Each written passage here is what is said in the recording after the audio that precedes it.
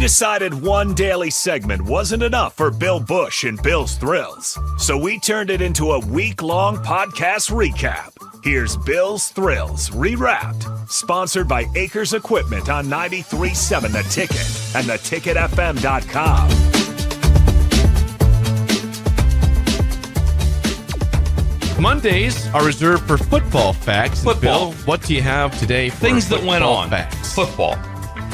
Items of interest. On an envelope. On an envelope that I licked shut so that I could write on it better. Good job. That's my day. Yes. He's gone to the envelope. Items like of that. interest like that. Notre Dame. Purdue. Oh, boy. 66-7. Wow. Purdue coming off a bye week. Notre Dame just loses to Northern Illinois, which we knew. I felt really good about Notre Dame, like handily winning the game or winning at least a couple touchdowns. 66-7. Purdue looked. You couldn't at home. The big drum. You couldn't even say what happened. What do you mean? It looked awful. Purdue looked like What happened to Purdue? it wasn't even. It wouldn't even been varsity JV. It would have been varsity freshman at best. I mean, How is that possible? Jake sent me a text. Goes, Purdue should be kicked out of the Big Ten. I got that from Jake. I did send that. Jake sent the text. That was horrible. They looked atrocious. They never given up 66 at home. Never. It was the biggest loss they've ever had in the history of the school. And they're playing a team which is both from Indiana, and they're fired up for this thing. The place is sold out, and they got the big drum there, and it was 66-7. What did they score in the first half? Like 40? I think it was 42-0 at halftime, right? I mean, it was. And they interviewed at some point in time the head coach Walters. And he didn't know what to even say. He was just. Remember what I said about Ryan Walters, Jake? What's that? When they hired him? Come on, back me up. The Illinois defensive coordinator. Yeah, when they hired him, I said, "What is this? What are they doing?" Yeah, Notre Dame had scored in their two games 23 and 14 points. 23 and 14. Prior they to scored 14 points against Northern Illinois, and they gave up 66. And Notre Dame called it off too. They're like, "How do we end this game and not score 80?" They could have scored 80. Yeah, that's a defensive head coach at Purdue. Card was underwhelming, obviously. Hudson Card. Keep going. The UCF game was incredible. They had 2 field goals blocked and an extra point. To the point when they scored two. Here's the best. 3 kicks. They weren't even up the middle. They were like right through the wing and the tight end area. They were like they were swatted like a Ralph Sampson type swat. He was like swat. At the end of the game, UCF made an extra point to put them up by 1 to basically win the game, and the kicker did like a hip thrusting thing towards TCU. Like I got you finally. They were just swatting. The same guy had 3 kicks. And this was just a hip. Just look at the last. That's beautiful. Look at the last extra point. That's beautiful human behavior. But towards the end of the game, it was Not. When I was watching, I go, "What is he doing?" He was doing this hip thrust. What the hell? Right at these guys. I'm like, "That's right. I got you. I own you." They had 3 swatted, 2 field goals and an extra point. Just swatted. You had to be laughing. I was, but it got worse. With 2 minutes to go in the game, they go to the press box, and I think Mark Helfrich was one of the announcers. But they go, and somebody and 2 guys had brought food in for him, and they're like, "Oh, that's really good looking food." Instead of giving it to him like that, they took the food off the fork and were feeding the announcers. Why is that? And I looked at Laura. I would swat that fork away right now. Why? But here's the deal. It gets better. Uh-oh. One guy took one of the food, and it looked like maybe like a piece of chicken or something, and he fed it to Mark Helfrich with his fingers. With his fingers. He ate it, and he took a bite, he ate the food. And I go, could you imagine right now Sip trying to feed me a chicken nugget with his hands? It'd be incredibly awkward. Please go back and watch it. It was the most awkward I don't want to. It's the most awkward thing I've ever, and I think those guys too are like going, the announcers, they didn't ask for it. They're like, I don't know what to do right now. They have these people in the booth with this plate of food, they fed them with the fork, and then they went with fingers. Finger food. Wow. So that Poor Helfrich. That's weird. It was incredible to see. Not a fan of that. What happened like that. Not a fan of that. Yeah. Oh, also, the number of times I saw calls missed. In officiating, but there was one. I'm watching Colorado State, and I'm pulling for Colorado State because I know the Norvell family well, obviously. So I'm pulling for them. There was a targeting on Shedeur Sanders They even called roughing the passer, and the D lineman ran his chin. I mean, his crown of his helmet right through Shadour's chin. No call. It was like, and the announcer like, well, they're going to, they didn't call it. Wow, that's crazy. Well, they'll buzz down. Nope, nothing said. But throughout the whole day, I just saw missed calls after missed calls. But that one was like, it was shocking. At the point of attack. Shocking. At the point of attack. On a quarterback. On a quarterback. Apple Cup ends. It was a 3-point game at the time for whatever the final score was. Washington State has the ball backed up. They're at their own like 4 or 5 yard lines. They got Washington to jump offsides twice in a row. And the one time, it was the nose guard over the center. Just knocked the center for distance. They jumped offsides twice to end the game. Come on, Fish. They jumped off twice. South Carolina LSU, I could do a 4-hour show on it. Really? They intercept the ball. Who's they? With 5 minutes, South Carolina, to run it back 103 yards for a touchdown to put them up 11 with 5 minutes to go. But they just wiped out a illegal blindside block on the quarterback who was nowhere near the play. And when the guy hit him, he jumps up like this, and the ref's like, oh no. And it should have been called. I'm like, all he had to do was not block him, screen him, whatever it was. This, you guys know, back in the day, when I first started coaching for a long time, when there was an interception, you taught D linemen, go after the quarterback. Go block the quarterback. He has a chance to go after the quarterback, and also he has a chance to make the play. You can't do that. And it was blindside, and it was just idiotic, the play that he made. And then at the end of the game, they throw the ball in the end zone, and it hits a guy for South Carolina right in the face to end the game. And he drops it, and then they score, and that LSU scores, game over. Blew it. South Carolina blew it. 17-point lead. They blew a 17-point lead, and it was unbelievable. I would say this. We talked about this with the Colorado game, which I watched quite a bit of that one. So much better coach. Guess what they did? Quick game. Who's this? What? With that Colorado. They threw a quick game. They must have thrown 15 of them. Balls were getting out. Quick to the wide receivers. They weren't taking sacks. Like boom, boom, boom. Ball was out. They looked like a... Was it 28-9? Yes. Final score? Yes. Blew them out. 28-9. Yeah, it didn't look like a game. It didn't. It was like, nope, wasn't even close. They used quick game against Colorado State that they didn't use against Nebraska. Did not use nothing the same. The long drawn out. It was like, boom, ball was out. Ball was out. They weren't getting... Wonder why they changed it up. Probably because they gave up 6 sacks the one before. We talked about it on air. I'm like, why they don't have more quick game, a way to get... They have 3 to 4 wide receivers asking the question. That can catch the ball. They can make plays if they touch it. If they touch the ball, they will make plays. I wonder if Deion went into Shermer and said, hey, how about some quick game? I don't know, but they were much better coached than that. Pat Shermer is the OC. But it's interesting to watch. But they fed him with forks and then with their fingers. Good God. I don't want to see it, but I do want to see it also because you would think Ben think Ben would be trying to find that right now, but he's on he's on Tinder. He's on Binder. Half Ben, half Tinder. Yeah. Yes, he's on that. Stay off Tinder, please. Yes. During work hours? During the show. At 8:05, you can get back on Tinder. It's fine. Yes. Bill, it is Sip's favorite day of the week, which is Bugaboo Tuesday. Things that bother me. What's bothering you today, Bill? Well, we're going to go to college football. Okay. The sport does not bother me. It's a good spot. And go to this one like that. There's the flip. The chaos of no commissioner.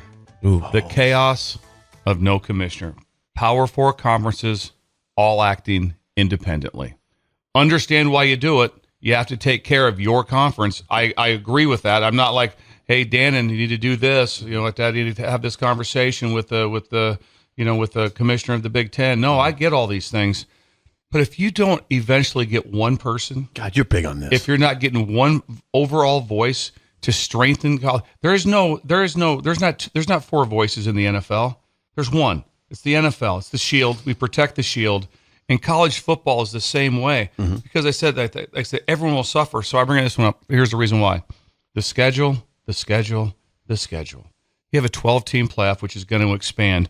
And right now, there's no continuity of how a schedule is made. Nope. Nobody can say you can do whatever you want with your own schedule, within your conference, with what's going on. Mm-hmm. And to me, I think that's complete buffoonery all the way across. What are your suggestions? The team should be real simple. There should be a deal. Hey, everyone's going to play. Like I said, I understand the SEC, they only play 8. And their theory is we're too good.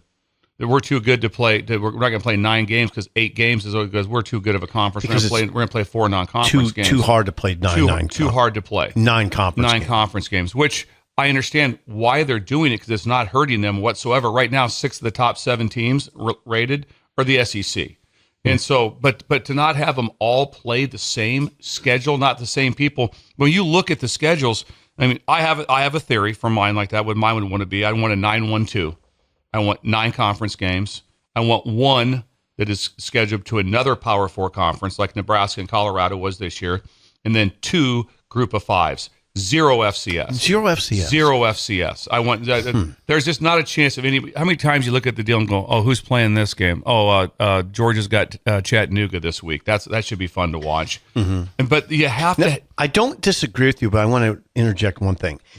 Is it hard to tell North Dakota State that you're not playing any Power 5 teams anymore? There's always a story here and there, but yes, I mean, at some point in time, it's going to be. You have to protect again the shield. You have to be able to have a way of it being balanced out.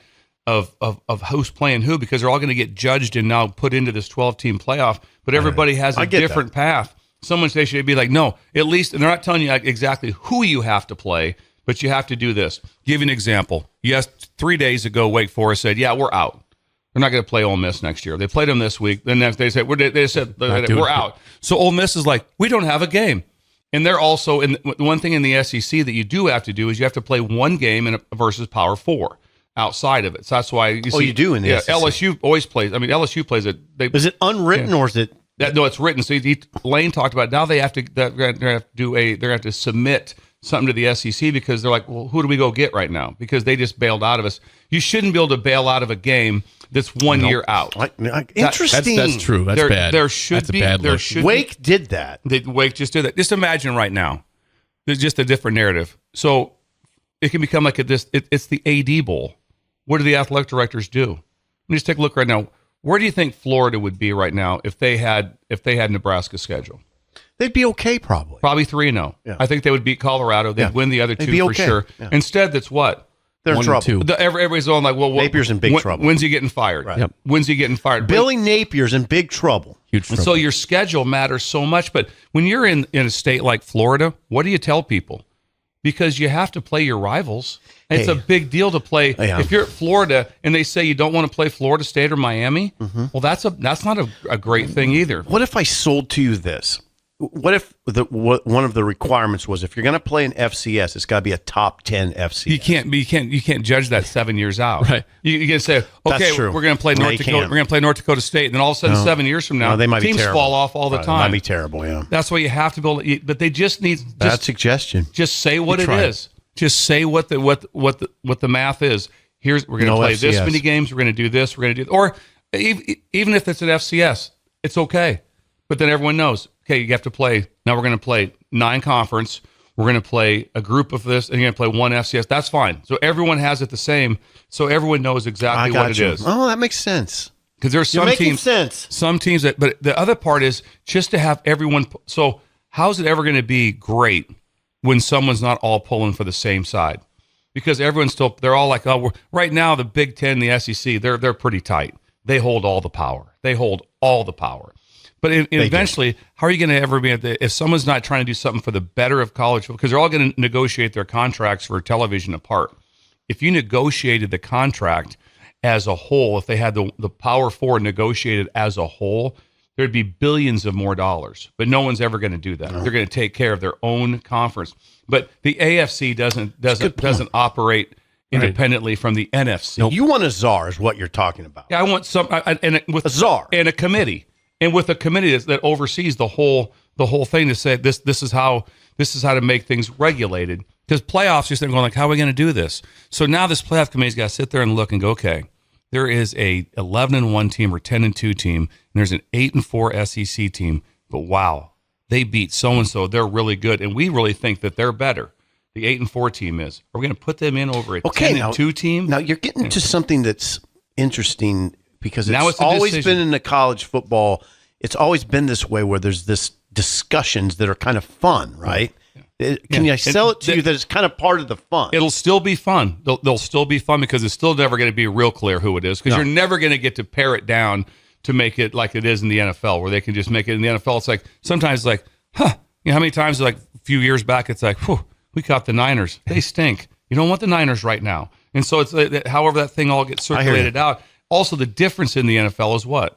It's exactly the same. Same salary cap, same money, same everything. You can't get that. You're never going to get that in college where it's all the same. But you at least should be able to tell them how to schedule. Okay. At least to be able to say we have to be able to do a schedule. And you could build it also by conference where you played what matched up with you from the year before. It's like, no, we're going to play you guys. The SEC and the Big Ten are going to play. So your one game is going to be worse versus this team. I don't disagree with you. I don't know why I find myself defending the FCS, because you're not taking umbrage with the FCS. You're just saying that they shouldn't be included in these schedules, which is, it's just, I don't know what, I wonder what those top level coaches like Farley, Mark Farley, yes, in Northern Iowa, what he would say. I mean, because his whole stance after the game was, we're not, Nebraska's not that much better than us.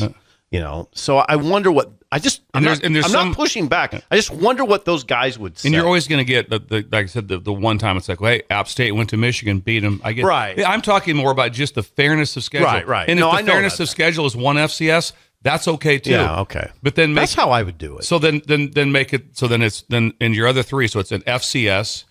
It's a Power 4, and it's a group of 5. Okay. So that's your 3 teams. That's okay. Because some teams don't play any. And if you don't want to play an FCS, you don't have to. You don't have to. That's that could be your call. But if you have one, that's fine.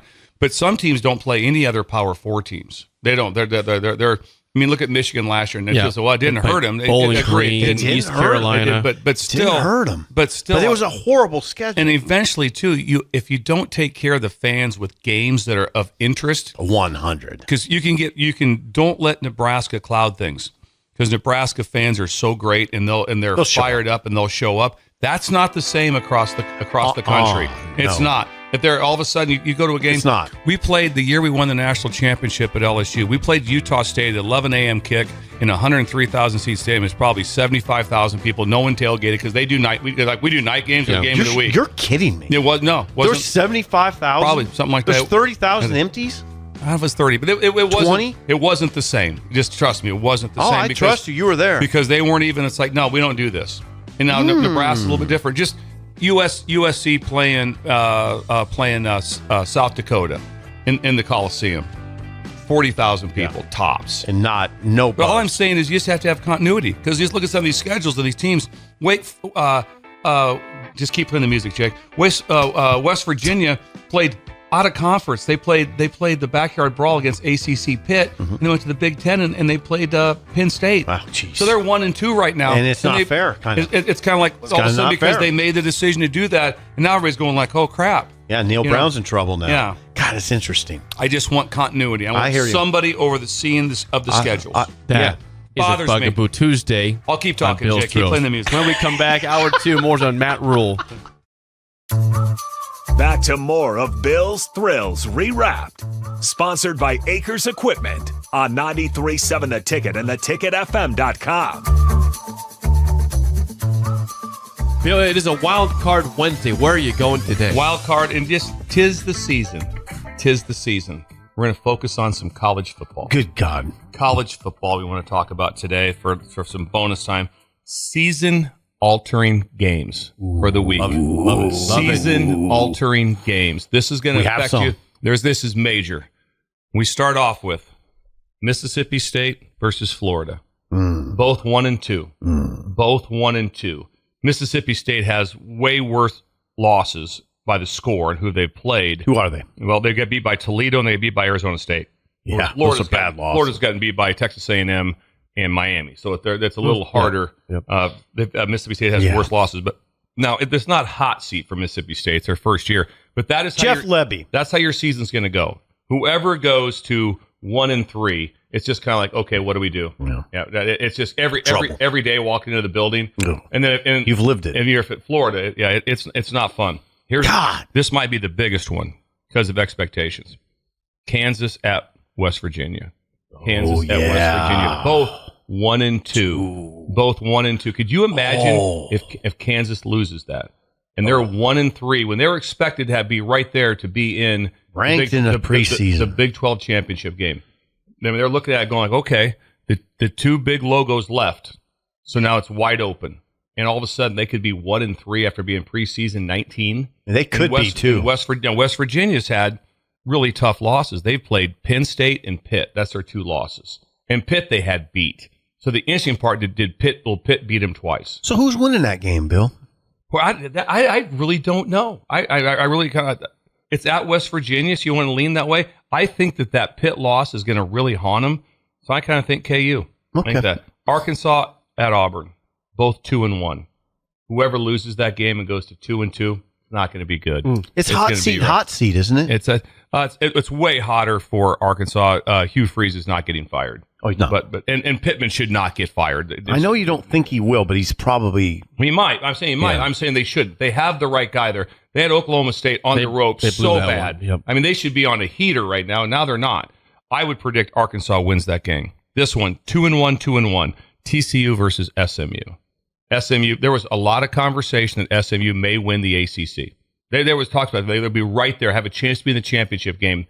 And they struggled against Nevada. Yep. They lost to BYU, but TCU SMU is a big rivalry in that world. So what are those records? 2-1. 2-1. TCU just lost a heartbreaker. They had UCF just smash.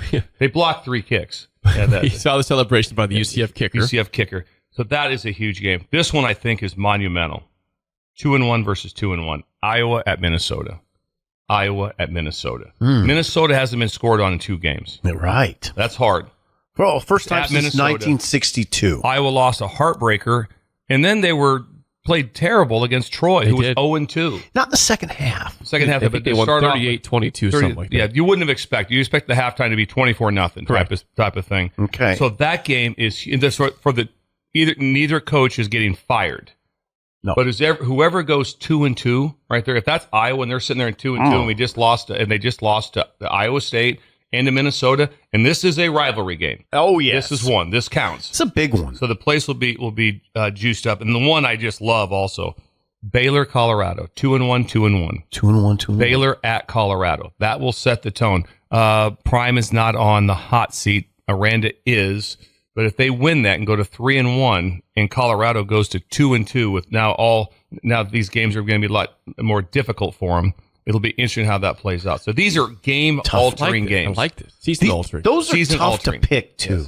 Yes. Baylor, Colorado, tough to pick. Really tough to pick. Well, what is the spread? Really check it out, Jake. You're the spread man. I'm taking Baylor. Just so you know, I'm taking Baylor. You? I'm taking Minnesota. Wait a second. Slow down. You're taking Baylor at Colorado. Taking Minnesota at home against Iowa. Okay. I'm taking TCU over SMU. I'm taking Arkansas over Auburn. I'm taking Kansas over West Virginia, and I'm taking Florida over Mississippi State. Some of those spreads here. TCU is a 3-point favorite against SMU. Okay.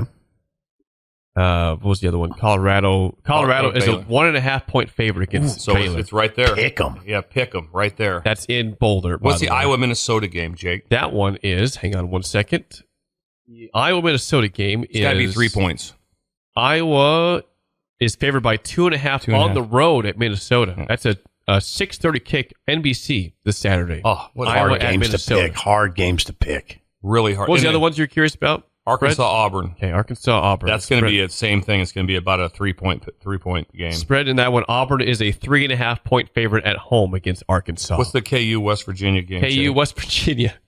Want to guess that one? I'm going to guess 3.5. No, I'm going to go 2.5 West Virginia. That is correct on the dot. West Virginia is 2.5-point favorite at home. I don't know what to Kansas do. At 1-3 would be. Oh, that would be devastating. Wow. It would be absolutely devastating. And then you know why? Then the conversations start. What's the conversation? That their offensive coordinator left to go to Penn State. And all of a sudden it's like, well, they kind of broke up. The group broke up. What's going on there? Is it on Grimes? How's it? Because Grimes is the new OC. They've done. But anyway, I'm not getting into all those details. But these games are season altering. This will affect how it'll be very tough. Whoever loses this game to build a rebound to a great season. They might rebound enough to be okay. You could, but it's tough. Think about last year, too, for Kansas. I mean, Daniels got hurt early, and Jason Bean rescues that team. Yeah. Jadon Daniels? Or is it Jalon Daniels? He's Jalen, right? Yeah, whatever he is. He's having trouble with turnovers is the problem. Their defense is really good, has been strong. Their offense doesn't look the same to me. KU's defense, I don't think they've given up over 300 yards yet, but they've got a couple critical losses. I mean, starting the season, you pretty much said, we're going to beat Illinois and we're going to beat UNLV. Yes. And they haven't. So if Kansas comes out of this thing, I mean, right now, if you lose this game, do you make a bowl game? I mean, really hard. Can you imagine starting 19th and they're building a brand new stadium? Right. Also, what happens is several of these games, when they start to play home games now, they go to Arrowhead. And there'll be 25, 30,000 people there. It's tough. That's what I mean by pressure. Yeah. There's pressure on Lance. They're building a new stadium. The AD, I saw the AD interviewed at halftime of the UNLV game, and he just was riding this big high.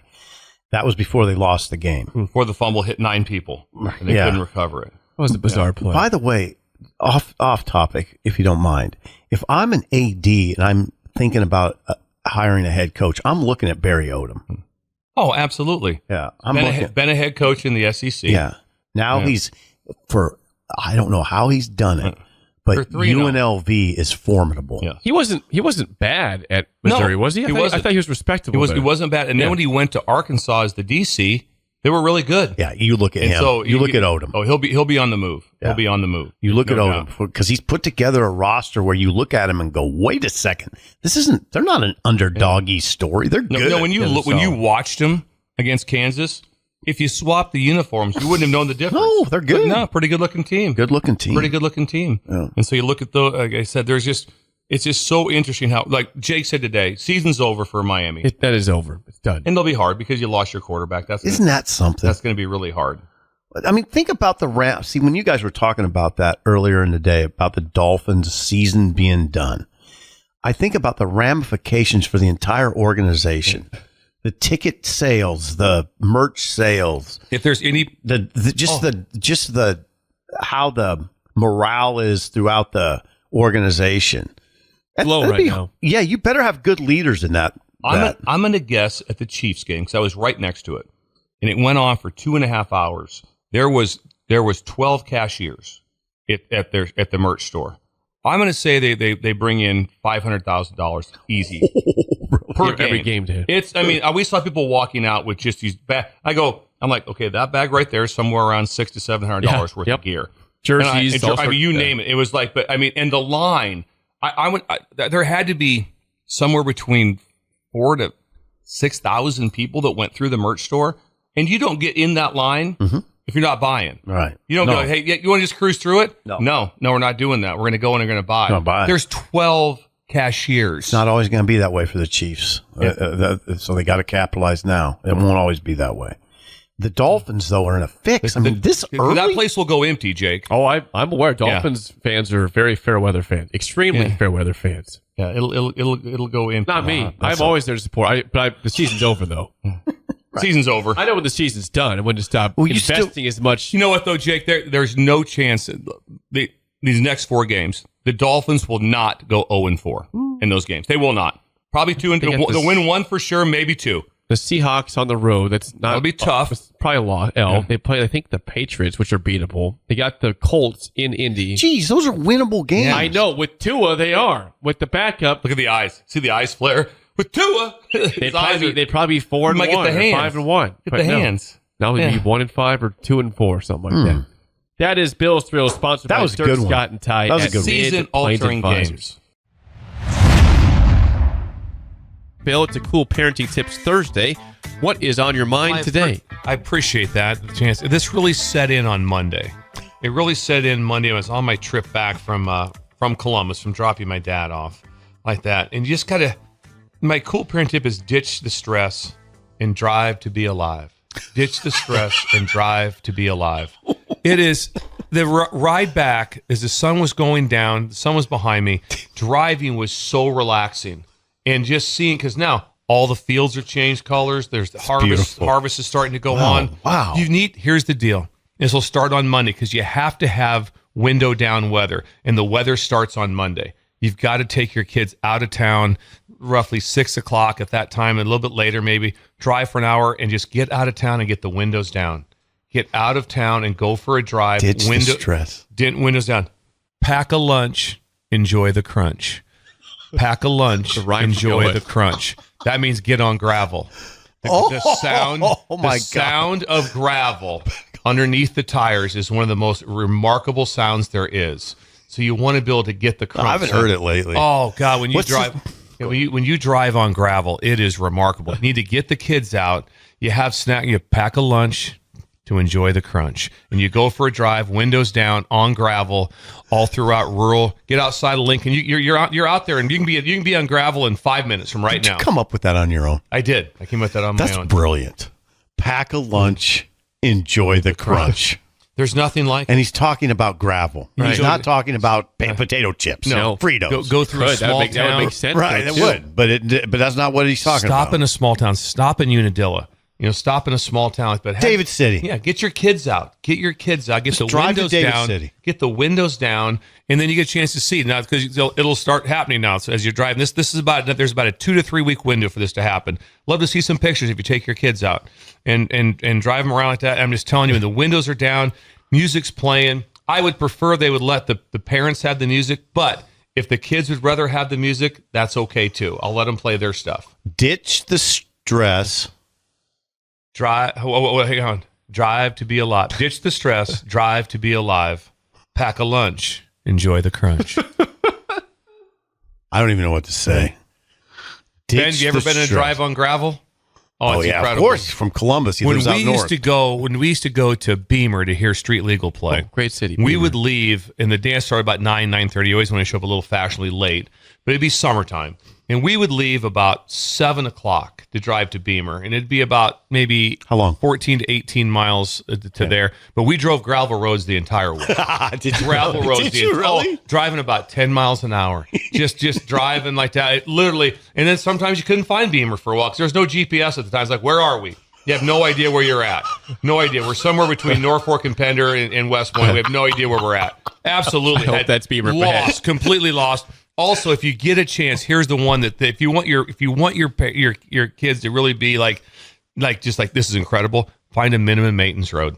Yeah. A minimum maintenance road. Tell me about that. Because those usually don't even have gravel on them. Those are just more of a path. Yeah. The 2-tire path they have. Right. And so there's some ruts there. There's some ruts. Get down a minimum maintenance road. Okay, yes. So we're learning to get minimum maintenance road. There's no crunch in that road, but your kids will be so impressed when you're driving. Your wife will be upset. She'll be nervous. Yeah, Ben came with some personal information. What did he come with? They had a gravel driveway. Really? That sound is incredible, isn't it? Oh, when you drive in on that. I used to love my favorite things, though, when I was back in my running days, which I stopped about a year ago, going for a run on gravel. The sound of your of your shoes on gravel is one of the most remarkable there ever is. Yes. You want to do it one more time? Yes, I do. I want to hear both headlines. Ditch the stress. Drive to be alive. Ditch the stress. Pack a lunch. Enjoy the crunch. But that's not chips. That's gravel. And it should be the stress. And it should be a sandwich. It should just be a sandwich. Right. White bread. White bread, bologna. That should be your some form of cheese. Some sort of cheese on that. Yes. And maybe some Cheetos. Yeah. And old school soda. No diet. Yeah. A Coke. No diet Orange, is right. Grape. Something of that nature. Kids That's are happy. Great idea. It's a great idea. Do it. Down. Just take Anything some time. for the text line, Jake? We got some response. We do. We have some response here. Check it out. Ditch the stress. Okay. Drive from the to be text alive. line, Gator says it's the delivery for me. Bill's delivery was just on point for that. Yes, it was. That's thank you, part Gator. of Well, Bill's you have a way with words, though, too. Good Would headline you say I'm writer. a wordsmith? Yeah, you're definitely a 'Cause I'm good not. headline writer. You're a good headline writer. Thanks, Steve. Yeah, good headlines. Let's see. It draws you in. MMR, minimum maintenance roads, are the best from unnamed. I know where they're all at. I know in areas I can get to them just right now. That minimum maintenance is right. And the best part is the ones that go all the way through. Sometimes you're driving down one, get to the middle of the section, it's like it's just done. It's just interesting. Isn't it interesting, Jake, that he ponders minimum maintenance roads? I do. I think about it. I would say, yeah, that's interesting. That's interesting to me. Ben He says, ponders this. Ben says that. I've never given him any thought until right now. That sounds like a lunch for a Shasta from Ben on the text line. Shasta. That'd be a Shasta-based lunch. Yes, it would be. Someone says, what if I don't have kids? Can I do this alone with the fiance? Oh, God, it'd be incredible. Yeah. It'd be incredible. Don't need kids. Yeah. You might ruin it a little bit. It's cool parenting tips, but it's really just cool tips. Ben just got happy, by the way. Bella's here. His tail's wagging. Yeah. Someone says, go find a gravel road or MMR. Yeah. and throw a party. Madison County has some dang good party roads for you. Absolutely. Not a bad idea. Ours was used to do that. Ours was called Yellow Brick Road. Yeah, and you're the age that used to do that. And that was where we heard about the party, myself and Chris Pujols, but we weren't old enough to drive yet. We were like 14 or 15. And the Yellow Brick Road is about 4 miles out of town. We rode our 10 speeds out. And we're at Yellow Brick Road. My sister's 5 years old, and all of a sudden goes, hey, just talk to your brother. Like, what do you mean talk to my brother? Why is he here? I thought, he rode his bike out. Me and Chris. That probably cramped her style. Probably a little dangerous riding down. First, you had to ride down a highway for 2 miles and then get off on the gravel and then to the minimum maintenance road. Probably not real safe whipping down a highway at 10 o'clock at night. And you cramped your sister's style. Yeah, cramped There's her style. my little brother out here. And I was with her on bike. His 10 speed. It was an orange Schwinn. It's her bike. It's her bike. It was her bike. Why did you ride your bike? What's that? Why not ride your bike? Her bike was better. Marcus at Sandhills says, running on gravel is glorious, and bologna and cheese sandwiches, chef's kiss. Oh, it is. Ooh, bologna and cheese. It is. Okay. Oh, it's so good. It's so good. Eric and Hickman says, the MMR by our house is always rutted because guys mud on it when it rains. Yeah. Nice. I like that. The minimum maintenance road. Get out there. A face on MMR, 1 mile north of Lawrence, was known as Lover's Lane. Lover's Lane. I wonder why is that? Lover's Lane. Interesting. Imagine that. Just going out to, there's like 8 cars out there parked. Damn it. You stole my Trying to be idea. alone a little bit here. We're on Lover's Lane. Scott in Bellevue says, love driving gravel roads. I can't wait to see Bill in Omaha tonight, by the way. Oh, yeah, Holy Ghost. Make sure he says hi. The Ghost. Scott The in Bellevue. Ghost. Now, you were talking about when you're going to leave. I wouldn't leave as early as you were suggesting. You don't need to leave till 5:30. Yeah, Tell George that. George is very. You'll be extremely early if you leave at 5. Yeah, I know. So I'll have to maybe. That was inside. I'm sorry, Jake. That was inside. That's fine. I'd love to see some people stop by the Ghost and get if there's any breakers there. Yeah, this is the 50th anniversary of and the it's Ghost. fun. It is really fun. And they've ramped up. They have ramped up the guests. Your guests. The guest speakers. The food is so good. Anything else, Jake? I think that's it. We got a lot of response to those. That was good. That's fascinating. Thank you to the breakers. Thank you, Bill, for that wonderful edition of That Bill's was interesting. Yeah. Ditch the stress.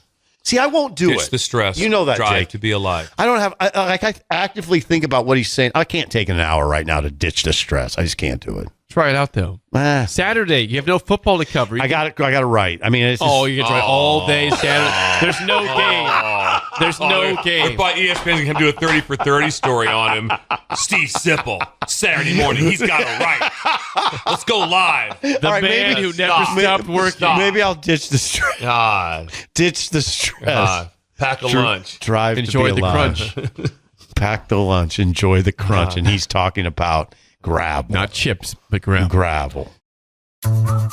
Back to more of Bill's Thrills Rewrapped. Sponsored by Acres Equipment on 93.7 The Ticket and theticketfm.com. It's a freaky football Friday. Is that right, Bill? Football Friday. We're talking games. We're talking games. We've already went over the season-altering games. These are kind of must-win games. These are the magical must-see matchups. The magical must-see matchups. There's the headline. And the reason you like USC and Michigan so much because that's a helmet and a fight song against each other. 100. Incredible fight song, incredible Don't miss helmets. that game. Don't miss that one. Do we know the time? And we've talked. I believe that's an early one. Is that not? Am I? Hang on, I believe that's the 11 a.m. or if I'm correct. Let me confirm. Get that time, please. Hang on 1 second. Getting it. I hope it's not 11. I think it is. You know my take on that. USC and USC plays at 2:30 on 2:30. CBS. Okay, I feel better then. I feel better. Let's make that clear. 2:30 2:30. CBS. Thank you. The Michigan, next USC. one that has me really fired up, Rutgers at Virginia Tech. And here's the reason. First of all, it's a great matchup. Rutgers is a very good team. Big win. Virginia Tech is one of the all-time places to play. Enter Sandman. Mm-hmm. Metallica is playing it live. Metallica is going to Blacksburg to play live. Boom. Enter Sandman. Yes, that's awesome. So that is one. Talk about Rutgers is like, whoa, what did we just walk ourselves into? Thunderdome. Oh, God. Can you imagine how crazy that place goes for Enter Time, please. Sandman? That game is at 2:30 on the ACC network. So you want to find the watch when they enter on that. That will be fun. Arizona State, Texas Tech. Arizona State, must see. Must see. If you're from Lubbock, it's must see. It's must see TV. Why is it must see? Well, Texas Tech wasn't doing much, and then they played North Texas. Arizona State's 3-0. They scored 56 points in the first half against North Texas. 56 points in the first half. That's remarkable. So very, very interesting. I already had the Utah Okie State, and that's so remarkable by what the stadium's like. And this is the first time that these teams have matched up in Big 12 action. I don't know if they've ever even played before. That's just not a normal matchup. It's not. Gundy, old. Whittingham, old. Been around. Not old like washed up, just like veteran. I guess is the word. Gundy's 59. At that. And Kyle would be in his 60s. Yeah, and Gundy might not be 59. He's 57, 58, or 59. You can look that up. When was his I'm a man, I'm 40 rant? How long ago was that? That was a while ago. That was a while ago. It's a while ago. The next one that comes up for us right there. Okay. Here's why Tennessee, Oklahoma is so good. Why? Tennessee, Oklahoma is so good because of the Heupel storyline. He's the offensive coordinator. Yes. He had 2 Heisman Trophy winners when he was a coach. He also almost won the Heisman himself, and he also won a national championship for Stoops. Then Stoops fired him. Unceremoniously, too. Yeah, just boom, gone. It was after the Orange Bowl, gone. Not a friendly fire. Heupel got sent to Utah State. Then he went to Missouri. Then he gets this job, and now he's going back with a loaded team back to Oklahoma where he was fired from.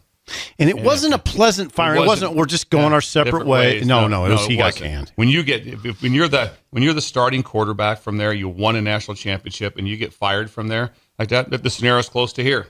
It's close to here with what just happened at that spot. The difference is that Oklahoma, they fired him after they went to an Orange Bowl, so they weren't playing bad, and I think they were 9th or 10th in the country in total offense. They had the last game wasn't great, the Orange Bowl, but they were still 9th or 10th.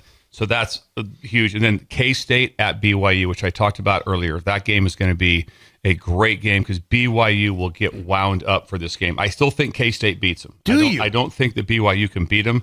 I think that game will be a great game. But again, I go back, that Tennessee-Oklahoma game is just be incredible with that storyline. Then my last game of must-see TV is Northern Iowa at Hawaii. Northern Iowa at Hawaii. I think that's must-see for Husker fans. Yeah. You have to see what for Husker fans, not for Hawaii fans. What does Northern Iowa do to play against the Hawaii team? I don't think it's must-see on the island. On the island. Might not be. But that's a big trip for Northern Iowa. Oh, it's interesting. To Hawaii. It's fascinating. Going to Hawaii. That's a tough trip now. Yeah. Oh, God. So they flew probably to Denver, then Denver to Honolulu. I bet you. It's a long. You talk about a trip. I bet you Farley was just a peach this week too. Oh yeah, Mark out. Just not good. You guys go all in freaking Hawaii. But I think that game is. But wow! Don't miss the Rutgers Virginia Tech entrance. Don't miss it. Must see. Please. Metallica playing live. Sandman. Is there a chance that the TV would not even show that? God, what could happen is they might go back and play it because it might not be the perfect timing. That might happen like 6-7 minutes out or whenever they enter, and maybe their commercial break. But if they don't go back, Metallica's playing live. I mean, they'd show that, right? That would be incredible to see. That would be absolutely incredible to see. Oh my God, you're playing against a good Rutgers team, which is going to be a lot of fun. So, like I said, the USC Michigan, it's a helmet fight song game. Yeah, so that will be really cool to see. So a lot of really off the radar, some big radar games and some off the radar games. Then we already went through all the game altering ones, which is a bunch. These are all different ones that will set people's their season really hard. There'll be some hard conversations on Monday on where some teams are going. Several YouTubers are picking Northern Iowa to beat Hawaii. Could happen. I haven't delved into that one. Dig into that one later. Give us a call. Yeah, could happen. Gundy's 57, by the way. He's younger than us. Yes. The K-State game at BYU, 9:30 kickoff. Yeah, 9:30 kickoff. What do you mean, AM or PM? PM. PM. Okay. So that's your nightcap. There, okay. I'll be watching that one. Yeah. ESPN. Will you? Yeah. That's because last week there wasn't much for the late games. Will you be watching that late? Oh, absolutely. I'll watch the entire game. Can't wait. I'll watch the whole thing. Really? Unless it gets out of hand in some sort like that. But I'll watch the whole game. That game ain't so some great games to be able to see. And then this is the time for the fans to really join in and have fun because Nebraska's not playing. So they get a chance to watch these other teams like crazy. When I see both of you guys, the games I watch while you guys are at the Nebraska game, but you guys missed the whole thing. So I get to talk about it because I actually see it, not just the score. Right. I'm trying to find the television for the Hawaii game. There's none. Yep. It's at 10:59 p.m. that game begins. So, Bill, I hope you can find some way. Right now, it's not listed on anything. I know, but there's got to be some sort of like Hawaii. YouTube or something. Yeah, YouTube. Maybe. YouTube. I'm going to try to find it. We have YouTube TV, and so at the location I'm at. YouTube TV. Yes, so maybe I can find it on maybe that. that. This is Hawaii is just a 7.5 point favorite against Northern Iowa. Really FCS. interesting game. I mean, I wouldn't be surprised if Northern Iowa wins. Nobody would be surprised. It's must-see TV, Steve. to me, it's must-see TV. Okay. That'd be a big one if Northern Iowa flies over there from Iowa and beats Hawaii at Hawaii. That'd be a big game. Yeah. And Hawaii's struggling. They're struggling. Although they had UCLA beat. They should have beat UCLA. They did have them beat 16-13.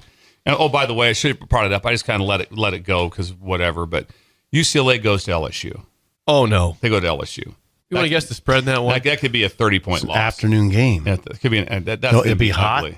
I mean, UCLA right now in almost every offensive category in the Big Ten, they're 18th. Okay, out of so 18. You want to guess the spread there, please, guys? 26. That's a good number. I'm going to get 26. 22.5. 22 and a half. Seems light. Take LSU probably in that Seems one. light. Seems light. It does. It the other does. thing about that, Lee was talking about Oklahoma, which I have such respect for Lee. I do too. But Oklahoma is like 104th in total offense. And the one thing Tennessee has this year is a defense. Yeah, so they have not played anybody close to Tennessee's talent yet. I think Friday threw Lee off. Yeah. Friday threw Lee off. Who knows? We'll see what happens. We have a Monday show, and all these sound bites could come back. Could come right back to haunt us. Ben will pull him. Ben will. No, Ben doesn't even know we're doing a show right now. Talking. Look at him. He's not even listening. Ben, he's just doing his own thing. Ben, we're talking about you, and he had no idea. He's like, what's going on in He's talking there? to Bella. Those crazy Same cats thing. He's over talking there. to Bella. It's all right.